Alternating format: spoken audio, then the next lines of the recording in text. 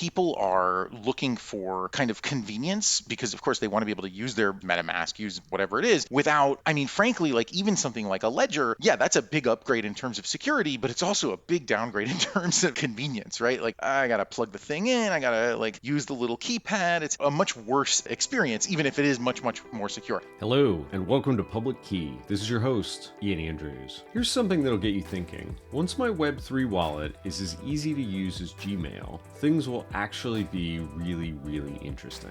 That's from today's brilliant guest, Riad Wabi, co-founder and CEO of Cubist. They're doing something fascinating, revolutionizing how we handle private keys in the crypto world, making security both bulletproof and actually usable. Finally, right? Riad's going to pull back the curtain on something most people don't think about until it's too late: how we store and manage our crypto keys. We'll explore why current solutions like MetaMask, hardware wallets, and MPC setups might not be as secure as you think. Don't worry if terms like threshold signature schemes or multi-party computation make your head spin. Riad breaks down these complex concepts into bite-sized pieces that actually make sense. But before we dive in, I want to take a moment to thank you, our amazing listeners. Can you believe we've hit 140 episodes? That's 2.5 years of crypto insights with nearly 120,000 downloads. This success is all thanks to you sharing episodes with your teams, spreading the word on social media, and giving us shout outs in your presentations. And here's some exciting news. We're about to kick off season 3. Get ready for more deep dives into policy, crypto crime, cutting-edge Web3 tech, and our signature research and analysis with some of the biggest names in the industry. Now let's hear what Riad has to say about the future of Web3 security. Today I'm joined by Riad Wabi, who's the co-founder and CEO of a company called Cubist, which I am super excited to learn about today. They're focused on security, specifically on protecting private keys, which, as we know on this podcast, is the source of so much trouble when it comes to the crypto ecosystem. Riad, welcome to the show. Thanks for having me. And yeah, I couldn't have said the intro better myself. I'm glad that your audience is already keyed in, as it were. Sorry, I won't make another one of those. There's so many ways we could take the joke. Maybe let's start with just a quick high level. What is Cubist? Why should people care? And then obviously we're going to dive deep into the details over the course of the show. Yeah, absolutely. So we build key management infrastructure. When you interact with any blockchain, as you know, like if you want to make a transaction, if you want to deploy a smart contract, basically everything comes back to somewhere someone has a private key, they generate a signature, they post that signature to the chain, and then something happens as a result, right? Basically, if you're a developer, you're sitting around a kitchen table with your two best friends and you're starting to make your world-ending or world-building app, that's great. Like you can do that quite simply with a ledger, or probably at first, you should never do this, but at first you keep the keys on your laptop because your DApp isn't worth anything yet. But eventually things get more complicated, right? And in exactly the same way that your company eventually will have some like org structure and you're going to have different people with different responsibilities, that structure, what we've seen in the industry is big companies, basically their key management infrastructure basically mirrors their org structure, right? Like, so for example, you have a finance team, that team has access to certain keys for sending and receiving payments, but that team is not touching the keys that, for example, are deploying upgrades to the smart contracts, right? So that's for the engineering team to do. And then the security team is kind of watching everything. Right? So as your company grows, what we think of as a Web3 native company is really a company where most of the operations of the company, even in non-technical parts of the org, somehow interact with the chain. And so now you've got this like massive complexity. Okay, I am also like on the side an academic cryptographer, and so I'm allowed to make fun of cryptographers who like to say things like, well, we're going to solve this problem just by, we're going to introduce a secret key, and then this simplifies the problem. And basically that's always false. And introducing a secret key makes the problem more complicated because now you have to have people like keeping a secret key secret, and it's very non-intuitive because it's like, it's not a thing, it's not physical, right? There's nothing there. It's just like, well, protect some data. And so you have these two complexities. One, just fundamentally keeping cryptographic key material safe is hard. And then the other, doing it in a way that maps to the structure of your organization is just as hard, if not harder. I'm using an organization as an example here, but if you're building wallet infrastructure for 1 million users, or if you're building sort of a validator machinery for a bunch of chains, like in all of these cases, you have comparable complexity, even though it's maybe somewhat different in character. And so basically what we exist to manage that complexity. So for anyone listening who's heard about some of the recent very large hacks where private key compromises come into play, play. That's where potentially Cubist plays a role in protecting all that private key material, ideally so you're not storing it on your laptop or even in some of maybe the popular cold wallet storage that we hear people talk about, an offline hardware device. You've developed a more useful, more usable, and more secure solution, fair to say? Yeah, I think that's a good summary. Amazing. You mentioned that you're an academic as well, as founder here at Cubist. Tell us how you kind of came into the world of cryptocurrency and blockchain. I'm always fascinated by people's origin story. Completely weird story. Okay, so I started out a long time ago as an electrical engineer. Like I was designing integrated circuits, and I worked for a company in Austin called Silicon Labs, building the chips that operate old school landline telephones.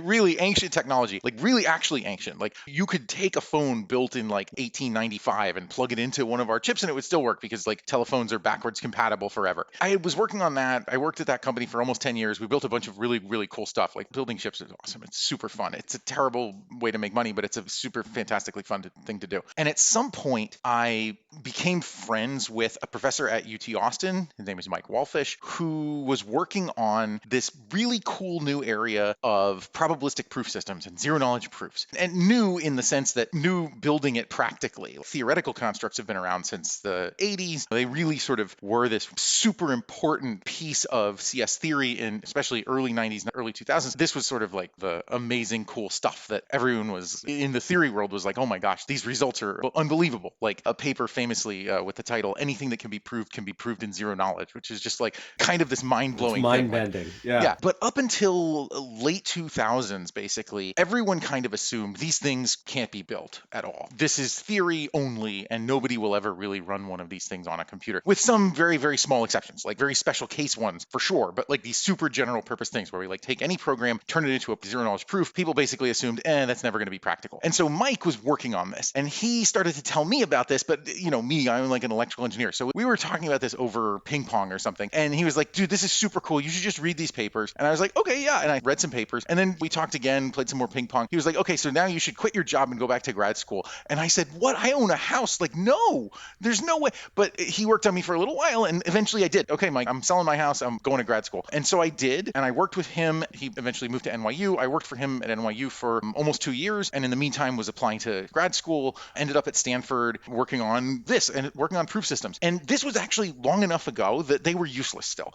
Okay, I joke. But basically, for the most part, people looked at them and said, yeah, this is interesting, but like, is anyone ever really going to use them? Sure, you're making them practical. And then a few people had these ideas around using them to build cryptocurrencies. So my colleague now, Brian Parno, had this little paper called Pinocchio Coin, and then there was Zero Coin and Zero Cash, and Zcash eventually came out of that, and then people started to think about roll-ups. And so all of this was like pushing towards anyone who's working in ZK proofs is kind of thinking about blockchains and cryptocurrencies. And then sort of as a minor aside, in parallel with that, I was the administrator of the Cypherpunks mailing list. And so I was like sort of interested in all of these things already. I had seen the Bitcoin paper go across the wire, and people were like really talking about this stuff really interestedly. And so this confluence, I was like, well, I got to start looking into this stuff. Now I remember walking around the Lower East Side, like reading the Bitcoin paper, and just kind of like, it was a nice day. I was out for a stroll and thinking like, oh, this is super cool. Okay, yeah, I could totally get into this. And eventually, yeah, so I started to work on some research stuff. We built some kind of interesting stuff. We kind of worked on some aspects of like roll-up efficiency. This was with my PhD advisor at Stanford, Dan Bonnet, who's like involved in everything blockchain related. He's fantastic. We made these like anonymous airdrops, again, out of zero knowledge proofs. And eventually we actually wrote the standard for the signature scheme that's now used in ETH2, BLS signatures. And so, we kind of just working in all of this sort of the low level bits and bytes of blockchain security. And so I was totally hooked. I mean, it's kind of everything that I want. It's like networking and security and optimization and writing code and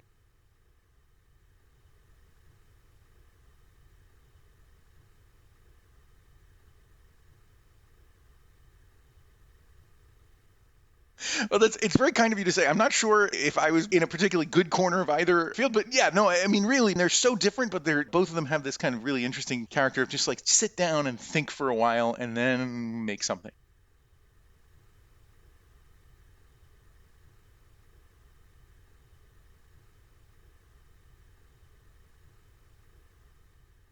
as I said, we were kind of working on all these like really low level parts of the kind of ecosystem. And at some point, I was talking with a couple of people who were students with me at Stanford and then became faculty. Dan Stefan, who was at UC San Diego, and Fraser Brown, who's here at CMU. And we were talking about some problems with very developer focused problems that are sort of Web3 specific. You get into these really unique security questions when you're building applications. Of course, kind of intuitively, everyone's like, well, sure, you're building an application that like processes money as a first class object, right? So yeah, sure, there's always something hard and interesting about it. So we started to think like, oh, some of our research is actually really closely related to this. And so then we really started to think, okay, how do we go from doing like really researchy stuff to like actually like building a product? And we were really fortunate that our fourth co-founder, Anne, who's our COO and sort of really, I call her the business savior, actually told us like, okay, well, you guys have like fun ideas and all that, but like, let's actually turn this into a product. You got to talk to customers. And so we did. And we had all these questions of, okay, when you face these security problems, are you doing this? Like, are you doing this? Like, where are the problems? And basically what we heard from everyone was this kind of story of, well, my company started out really simple. Everything worked on a ledger or we had a laptop. And then things just spiraled out of control. And now I just need to be able to manage keys. I need to be able to build infrastructure that maps to like the way that I use my keys. And so we thought this is actually something that we've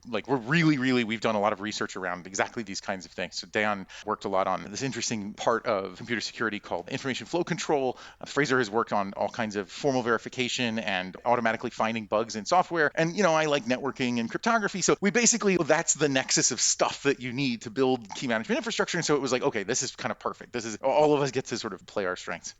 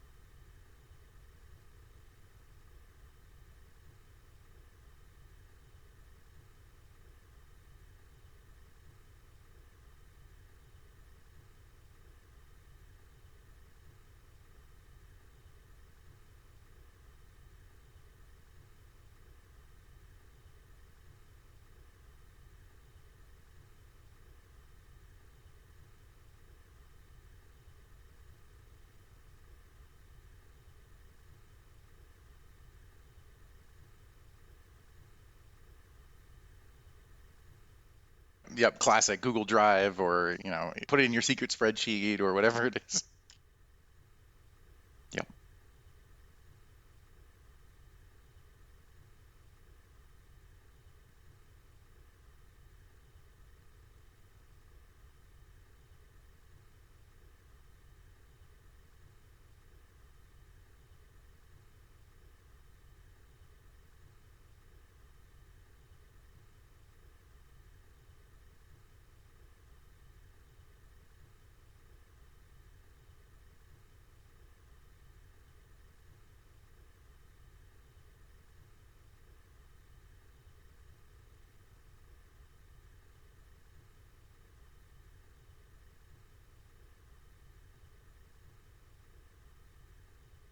Yeah, this is a great question. And thank you for the fantastic setup. So I think there are a few different versions of this that we tend to see, and they depend on who is being compromised. So, like, one type of compromise that you tend to see is one that you mentioned, malware that gets, I mean, usually it's like somebody puts something on an ad network, because frankly, they're fantastic malware distribution networks too, and compromises a bunch of browsers and steals a bunch of keys from MetaMask, and now, oops. And so this one kind of fundamentally, like, if we're talking about sort of attacking end users, it's really about getting as much reach as possible and attacking the weak point, which is basically I'm keeping my secret key in my browser, and unfortunately my browser is this horrifically complex piece of code that also does everything in my whole life, and unfortunately browsers are just sort of crazy. And so this tends to be something that where basically it fundamentally comes down to a numbers game. For an attacker, they just want to hit as many machines as possible. They're going to have a low success rate, but they're going to manage somehow to really get enough hits to make the thing worth it.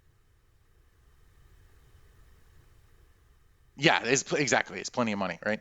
So basically, to us, the really fundamental issue there is that people are looking for kind of convenience because, of course, they want to be able to use MetaMask, use whatever it is without, I mean, frankly, like even something like a ledger, yeah, that's a big upgrade in terms of security, but it's also a big downgrade in terms of convenience, right? Like, I got to plug the thing in, I got to like use the little keypad. It's a much worse experience, even if it is much, much more secure. And do And I so, travel with it? Is it on my keychain? Do I keep it in a safe in my house? And then what if I'm 3,000 miles away and I need to make a transaction somewhere? There's all sorts of then downstream kind of cascading complexity. absolutely. I think basically everyone thinks, well, this is a low probability, so I'm not going to worry about it so much. I'm going to just use MetaMask or whatever and take the risk. Okay, that's how it goes. So basically, for folks like that, I think the fundamental thing is you want the same kind of security you get from a ledger. You want sort of hardware backing. You want to make sure that the key material can't be extracted, even if somebody gets access to your machine. And yet you want the sort of convenience of using something like MetaMask, where it's just an application. Ideally, I just like log in with Google or something like this, where I also don't have to worry about things like a 24-word seed phrase. And because, I mean, frankly, most people are just turned off by that, right? They hit that 24-word seed phrase. They're like, you know what? I'm not going to, let's not bother, right? So I think for folks like that, it's about finding that balance of getting like the high security and getting like really good convenience. Basically, the way that you can think about CubeSigner in a situation like that. So for example, we work with the Avalanche Core Wallet, uses our infrastructure. If you use Core Wallet and you say, create me a wallet using sign in with Google, what you get essentially is a remote private ledger that lives in the cloud that you can access from anywhere. And once you've authenticated to it, now you control it, right? So this is super cool because it means you're getting that level of security and you're getting the convenience of something that's basically like sign in with Google, maybe use a U2F key or something like this if you want sort of an additional layer of security. So that's kind of one aspect. There are other aspects. Okay, if I'm a company and I'm running some kind of large application and moving around a lot of funds, now this is a completely different threat model because now I am worth targeting as an individual, right? Like the company is worth targeting, where it's like if I have $100 in my MetaMask wallet, nobody's gonna like, I don't know, Mission Impossible me to get to get the funds, right? So it's a completely different threat model. And so what you need there is you need the ability to set very tight policies around what a key is able to do, around who is able to do those things with the keys, and around where the backups are stored and how they can be restored. Because of course, the most secure way to have a key is to delete the key. Now nobody has it, it can't be used, but like that's not so useful. So you got to somehow find a balance where I have the key, it can be restored in case of some kind of emergency, and when it's being used, basically the abstraction that I want as a big company who's using 100 keys is I want to be able to say, for this key, these are the kinds of behaviors that key should exhibit, and everything else should be disallowed. So if I'm running some kind of trading strategy, I should be able to encode essentially, this is the trading strategy that I am using, and anything that looks like it's too far away from that trading strategy just shouldn't be allowed at all. And now, even if somebody breaks into the machine that's running the trading strategy and steals an authentication token and whatever, like still the key just says, no, I'm sorry, I'm not going to sign that because it's outside of my parameters. So the ability to do that level of lockdown, and then on top of that, having governance policies and all of this sort of thing, like basically you now have the ability to do something that looks very much like what would appear in like a SOC 2 report. Like here are the people who are responsible, here is the way that they sign off on changes, etc. Right? So building in that kind of machinery essentially directly on the key key kind of gives you the strongest guarantee. So I promise I'll shut up. Like 10 more seconds of thought here. So I'm currently teaching the undergraduate security class at CMU. And one of the things that we stress throughout the whole class is there are these security principles that basically always apply, that whenever you're considering a system, you need to consider these principles. One of those principles is called complete mediation. So what that means is anytime that some sensitive resource is being accessed, every access to the resource needs to be examined for compliance with a policy or for correctness or for whatever it is. At Cubist, when we talk about policies, those policies are essentially directly on the key. It's not like, well, you can apply a policy to certain requests but bypass it for others. No, the idea is the abstraction you get is a key that is only allowed to do certain things. And this is exactly complete mediation. And this is the kind of thing that you need. If you have instead like keys stored over here and policy stored over here, and like, well, I happen to make a request to the policy engine, and then the policy engine happens to make a request to the keys. If you can bypass that policy engine, that means an attacker can bypass it, which means that it's not helping you. Many, many words there, but basically different people have different needs. So our opinion is you can basically serve those needs with a few primitives, which are exactly the primitives that CubeSigner provides. I'm fascinated about the last part that you described there, where the key itself has the policies embedded in them. Can you talk a little bit more about what does that actually look like? Because I'm thinking about a key, like the representation that I see is the long string of letters and numbers when the key is generated. How do you actually go about encoding policy into that key? Is this a new design that is different than what a normal key that I might create with a MetaMask operation would look like? We generate the same kinds of ECDSA or EDDSA or whatever keys. Okay. But so essentially you have secure hardware that is used to enforce all of these mechanisms. The idea is that the abstraction that the secure hardware presents to the world is here is a key with policies on it. And so by design,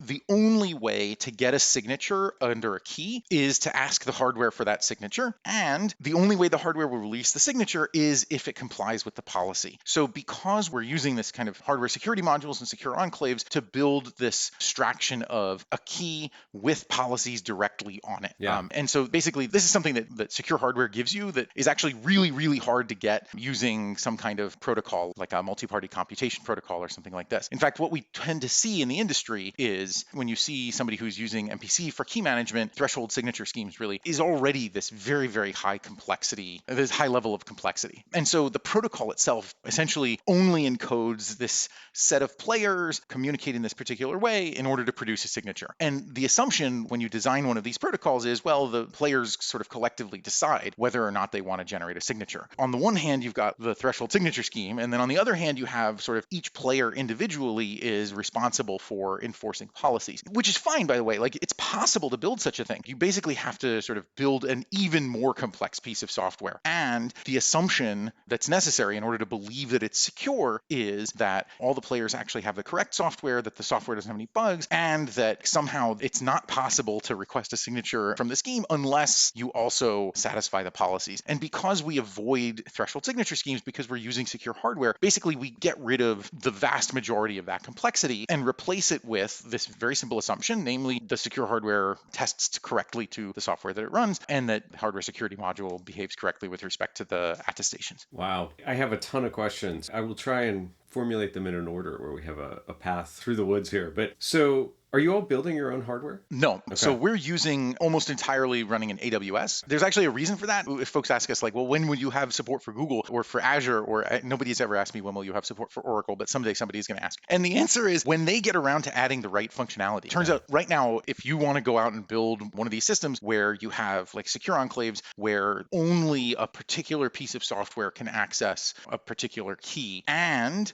even an administrator can't change that. That's the super important part. The only one who offers that right now, the only one that has that functionality is Amazon. Okay. With Google and others, like we have conversations going on with them. We're encouraging them to do it. But basically, the assumption there is always, well, if you're an administrator, maybe you want to be able to change that. Whereas with Amazon, you really can like lock yourself out. You can tear the steering wheel off, which is super, super important because as the folks running the infrastructure, we of course don't want any access to anyone's keys. Like that's crazy. Of course we don't want that. And if we were running a comparable system, but in Google, it would be basically impossible to provide that guarantee. Whereas with AWS, this is what we get. So for now, we're entirely in AWS. I think down the road, other clouds for sure, and eventually running on-prem with people's own hardware, absolutely. So I think the future is bright in terms of more hardware support, and maybe someday we'll even get to build our own hardware.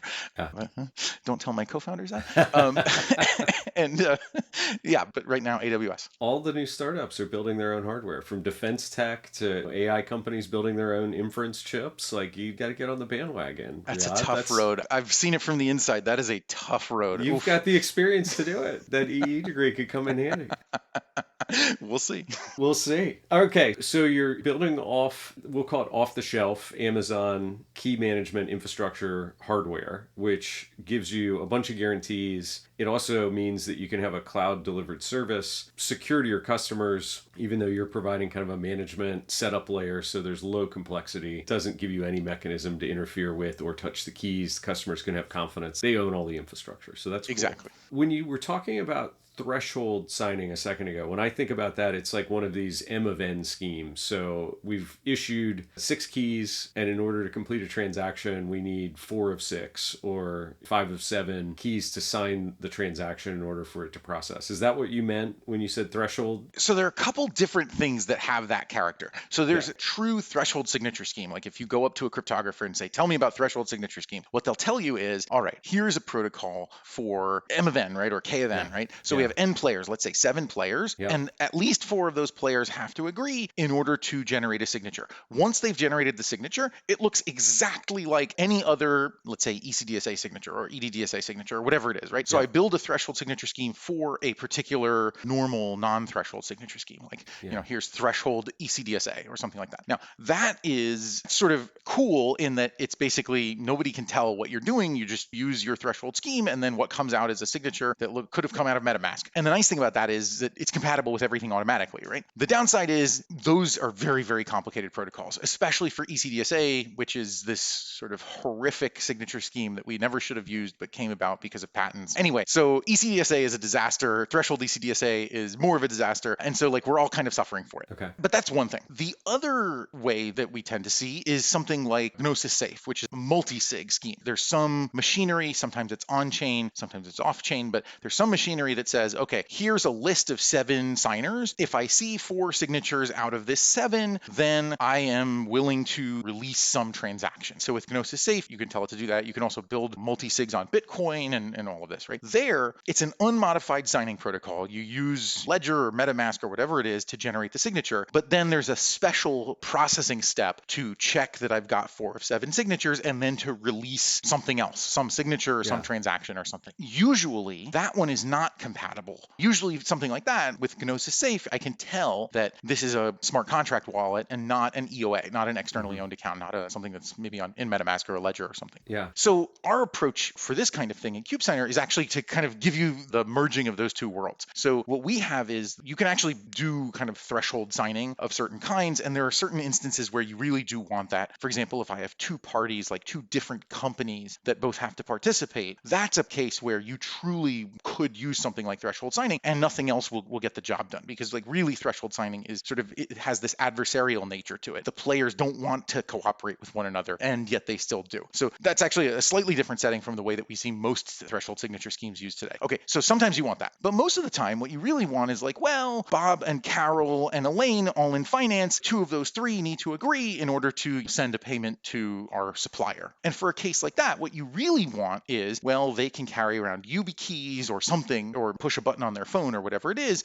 And once they've done that, once they've given that approval, which under the hood really is just like sending a signature, then the secure hardware is the thing that actually checks and says, okay, now I have the 2 of 3 signatures, and now I will produce normal ECDSA signature or a normal EDDSA signature or whatever it is. So now you kind of get the best of both worlds, because you have on the one hand the simplicity of a multi-signature scheme and the flexibility to use something like a YubiKey or Google Authenticator or something to be the approval mechanism, but you also get sort of the compatibility of, at the end, and generating a normal standard signature. That seems really powerful. The case that I was thinking about, did you follow the Axie Infinity hack that happened? Absolutely. So for people that don't remember, Axie operated this bridge that would allow you to move assets from the Ethereum blockchain into the game and vice versa. At the peak of popularity, this bridge called the Ronin Bridge had in excess of $500 million of assets on the bridge. And they operated one of these MFN schemes to allow funds to transfer in and out of the game across the bridge. But it turned out that of the 6 or 7 node validators that comprised the bridge, where you needed, 5 of 7, let's say, I don't remember the exact number, 6 of them were in the same zone of Google Cloud. Same availability zone, same VPC, all managed and controlled with the same administrator credentials by the same admin. And so it turned out Lazarus Group only needed to compromise one individual and then had the ability to validate any transaction across that bridge. And of course, that's exactly what they did. They made off with $300 or $400 million worth of funds initially. I think that what you're describing here would potentially fix that problem, even if they still had the conditions of effectively no decentralization of the validators. But I want to confirm that that might be true, or maybe I'm overreaching a little bit here. Yeah, so basically, if you're willing to just hand over the keys to the attacker, which is essentially, that's not exactly what happened, but that's close to what happened, then there's very little that really anything can do. But yeah, I think there are a couple things that you can say are improvements, are ways to make improvements and enforce those improvements. So one of them is, if you're enforcing this approval signature must come from a YubiKey. That's a piece of hardware. You can buy these things for $50. They're fantastic. Log into Google with them and whatever. Please, if you don't already own one, to the listeners, please get one. They're fantastic. So if you can enforce, you can say, well, this must be a YubiKey. And the YubiKey can actually produce a little signature that says, I'm really a real YubiKey. You can check. And so now you have this very strong statement. It's not just 3 random keys lying around on some machine in AWS or whatever that's going to approve the transactions over the bridge. It's actually 3 keys that are in 3 physical devices, and we can get very strong proof that those keys are in the physical devices and only exist there. And so that gives you one level of improvement already, because now well, it's not just break into a machine. It's go to my house and steal my YubiKey and get the PIN for it and all of this. Okay, so that's one thing that you can do. And then the other thing that you can do beyond that is, and actually this is something where, this is kind of a nice collaboration with Chainalysis here. One thing that I think we know that went wrong with the Axie Infinity hack was there was basically no monitoring, no looking around and saying well, does this look right? Is this anomalous? All the money's gone? And apparently they didn't realize for multiple days that all the money was gone, which is just okay, that's a more fundamental failure, because it's my bridge should behave in a certain way. The money coming in should equal the money going out, minus fees or whatever it is. Yeah. If that kind of thing is broken, then we know something is really wrong and we should shut the whole thing down. Even if we don't know exactly what's wrong, if we detect something is wrong, we should be careful and shut it down, right? And so with a system like ours, where you have these very flexible policies, you can actually encode things before signing, please check that some condition holds, and if not, no, go to some fail-safe state, right? Yeah. And so in the case of something like Axie, and actually we've worked with the folks at Lombard who are building Bitcoin LST, we've worked with them on exactly this kind of thing, where they have very careful controls around here are the funds on one side of the universe, here are the funds on the other side of the universe, and those better equal one another. And if they don't, then everything shuts off automatically. And that kind of thing is super, super, super important. Whenever you're building a bridge, make sure that you enforce the balance sheet invariant with automatically, because no matter what, if somebody's making off with the money, they're going to violate that invariant, and you should be able to detect it before all the money is gone, we hope. Yeah, you're reminding me that I think that's exactly the transaction they carried out, where they were able to sign an invalid transaction that said money had come in that didn't exist. No money came in, and so therefore I'm allowed to withdraw all the money to the other side. I did want to clarify, so the YubiKeys and a human logging into it seems like it works in the case of a human monitored system, but obviously the bridge is sort of an autonomous, at least in theory, autonomous system, as are a lot of dApp protocols designed to be, right? It's oh yeah, we wrote the code, we deployed it, but we no longer intermediate it. It's now a fully autonomous kind of self-feeding system. Does CubeSign signer still work in that model? Yeah, absolutely. Okay. I call that YubiKey specifically, but there's sort of the industrial strength versions of these things. Well, I mean, Yubico makes these things called UBHSMs that have a similar Okay. character, but they're for Yeah. sort of automated workloads. Yeah. You can use something like KMS in AWS, or the equivalents in, I think GCP also calls it KMS, and Azure, I'm sure, calls it something similar. These all give you this kind of character where the keys are stored in secure hardware, and there's some automation around their use in the case of KMS or whatever, but you still get this very strong guarantee that the keys are a physical object, essentially, right? They're inside of a piece of hardware. And so with a YubiKey, and if you're willing to forego automation, then like somebody literally has to push a button, or maybe there's a biometric or something like that. Yeah, that's super hard to get around. But even in the case of something like using an HSM, using a KMS, one of these services, you can put in place a lot of these same kinds of restrictions. So you can be sure, for example, that the Lazarus group can't like just take the key material away, right? Which is basically what they were able to do in this case. Was that in the case of the Axie Infinity Bridge, was they were able to break into the machines that were generating the signatures, steal the keys, and then go off and generate signatures on their own that let them sort of take the money away. So at the very least, you can go from this kind of offline attack to forcing them to be an online attack, which gives you more opportunities for defense. And then on top of that, you can sort of impose additional requirements. So for example, we have other policies that you could also apply in parallel. So you could say, for example, the bridge is allowed to send this much per day, and anything beyond that is going to require some kind of administrative intervention. And so I think if we looked at the amount of money flowing through that bridge on a daily basis, it was far less, like even for a really popular bridge, it's far less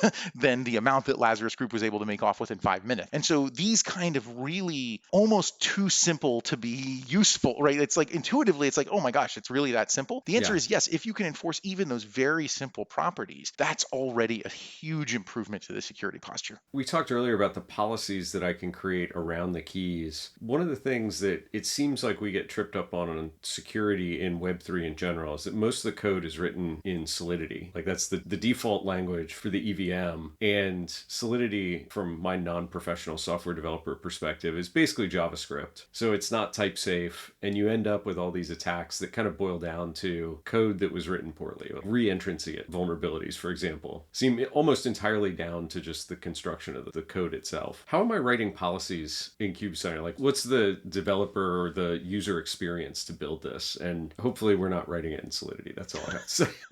Yes, for better or for worse, we do not support Solidity as a policy language. So there's a few different options. So the most basic one is we have a set of sort of predefined policies that you can sort of choose from, like a menu. And those are basically the ones that the standard things, like can only send a transaction of this amount, can only send to these receivers. And then we actually have some really, really complicated ones. So like, for example, we have support for Babylon, which is Bitcoin staking. And there we have like this entire policy around like how the Babylon staking works. And you can specify things like, well, only these providers are usable and only this size of, anyway, those policies, even the menu, the sort of push the button ones are actually can get pretty We rich. actually just had David from Babylon Chain on the podcast. So we've gone deep on their staking platform and what they're doing there, which was mind-bending for me to think about staking Bitcoin to secure other networks. But yeah, Babylon is so cool. It's such cool technology. I was fortunate to be able to like really deep dive on the way that they implement all of their contracts and all of this. And it's just super cool. I'm going to stop myself because I could nerd out for days about it. That's one option. The other option, and this one is kind of coming online now, is writing policies in sort of an arbitrary programming language. Internally, we run them as WASM, but the idea here is basically if you can express it, you can use Rust, or you could, if you want to, you could use TypeScript and then compile it to WASM or whatever. You can make it a policy. Internally, we're fully a Rust shop, and so of course we would always tell people like, sure, use Rust, it's great. But we recognize that that's not for everyone. But so we want to be language agnostic here. The idea is really you should be able to define policies in a way that makes sense for you, and probably you have a code base that you are already referencing, right? So it's like if you have functionality in your code base for whatever it is, computing balances or checking on various invariants that it should hold for your system, then you should be able to reuse that code, because if you don't, replicating code is just like another way to make bugs, right? From our perspective, really giving that flexibility is super, super important and gives you kind of the most that you could ever hope for, which is really like you get an arbitrary program that you can run essentially on the key before it ever generates a signature. That's awesome. I'm so glad the answer wasn't, well, it's actually Solidity. I don't actually know if you can compile Solidity to WASM, but if you can, don't quote me on that. I'm not familiar actually if there is a WASM runtime for Solidity. I don't know the answer to that either. I know I'm gonna have to I go bet look. that somebody has built one just because there's some chain somewhere that's using WASM under the hood and Yeah. wants to have some Solidity emulation layer on top. Yeah, I'd be interested to see. Sounds slightly scary. Hey, that's cool. Yeah. So as we're winding down the conversation, give us a sense for where the product is today. Are you guys in general availability? Like if I'm building, or even just if I wanted to secure my pile of crypto assets here, can I start using the product today? Is it generally available? Yeah. Get in touch with us. We've been in production for a long time now. Oh my gosh, a couple of years almost. Awesome. And we have, I don't know, at this point, lots of assets under management. I shouldn't say AUM because we're not managing anything, but like I think people think Yeah. about it in those terms. Yeah. But our Lots of customers. dollars protected by the technology. Exactly Yeah. right. Yeah, we have individual customers with hundreds of millions or Yeah. even billions of dollars protected. So yeah, absolutely. And we always love to talk to people about interesting, weird use cases. So if you're like, Yeah. oh, probably doesn't work for me because I have some special, please do get in touch in that case because like I want to hear the weird stuff. This is cool. So Yeah, amazing. And then my customary closing question is always about the future. So, what's on the roadmap over the next year that you're really excited about that we should all keep an eye out for? the most important one from my perspective is going from, so if you think about the way that we build smart contracts today, you write some code, it runs on chain, and it can generate transactions, et cetera. But basically, a smart contract can't work. This is only partially true. Like with enough heavy duty cryptography, you can make things work. But basically, any smart contract that a mere mortal like me writes is going to be processing transactions and assets, but is not going to be working over secrets.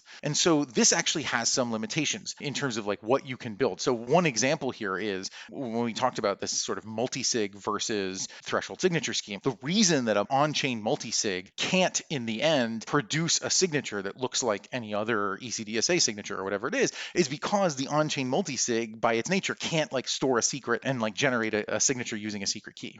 So as we sort of move towards these policies that are essentially arbitrary computation, you can run anything you want, of course, up to some time bound or whatever it might be. Now you actually have something that goes beyond what a smart contract can do because it can actually work with secrets. Your policy is fundamentally controlling a secret. So basically, now you have this sort of hardware enshrined functionality where you can actually prove to somebody else this ran on some secure hardware and here's the signature, the attestation that says it does. And this was the result of the computation and here is a signature, say whatever, like some kind of result of that computation that includes something that needed a secret in order to be computed, like a digital signature or whatever it might be. This to me is like a really cool future direction because now you actually are sort of making these, you're sort of supercharging smart contracts because you've got a smart contract that's sort of hardware enshrined and therefore can compute over secrets. And so I think this to me is like where we're going to start seeing really, really cool functionality that is able to extend chains, especially chains like Bitcoin where the on-chain functionality is pretty limited, but really kind of for any chain, you basically get a little bit of extra or a lot of extra power in that now your smarts can include secrets that only your smart contract, quote unquote, can compute over. And so when you combine that with the on-chain smart contract functionality, now you're able to build things that you weren't able to before. To me, that's one really, really important direction that I think everyone's going to start going. We've already seen the folks over at Flashbots, for example, are very interested in exactly this kind of stuff where they're running certain computations inside of secure hardware in order to get these kind of attestations. I think we're starting to see this across the industry more and more that we're able to get this really, really interesting functionality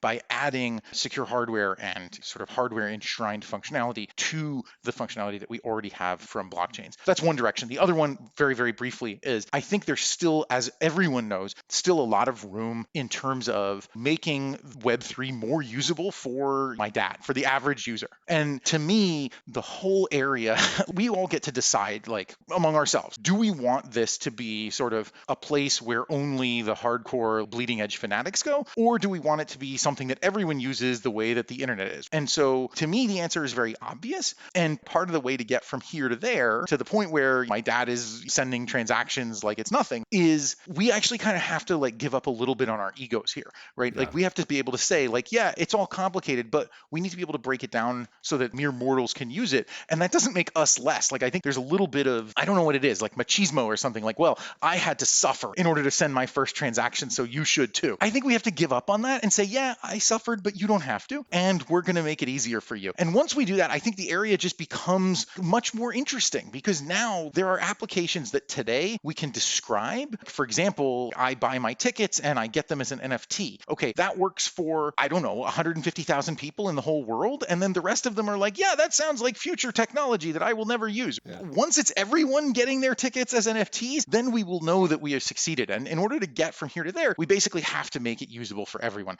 And so to me, this is the other aspect of CubeSigner that's super exciting, is like the way that we're building this infrastructure makes it much, much, much easier to build those kinds of experiences for users. And we're working with a bunch of folks. I mentioned Avalanche already with their core wallet, but we're working with a bunch of other folks on exactly this kind of experience. And to me, from an end user perspective, once my Web3 wallet is as easy to use as Gmail, now things will be actually really, really interesting. I am so for that. You just made my day hearing that you're working on that area. I think it's the biggest problem in our industry right now is it's just too hard. Every time I do anything in MetaMask, a bead of sweat trickles down my forehead in terror that I'm sending to the wrong address or on the wrong network or some other crazy thing is happening. So if we can make wallet usability at a level that the average smartphone user can handle, it will be an amazing day. Riad, this conversation was fantastic. We could go on for another few hours, I feel like. We're going to have you back on the podcast at some point, but thank you so much for taking us through what you all are building. It's really exciting.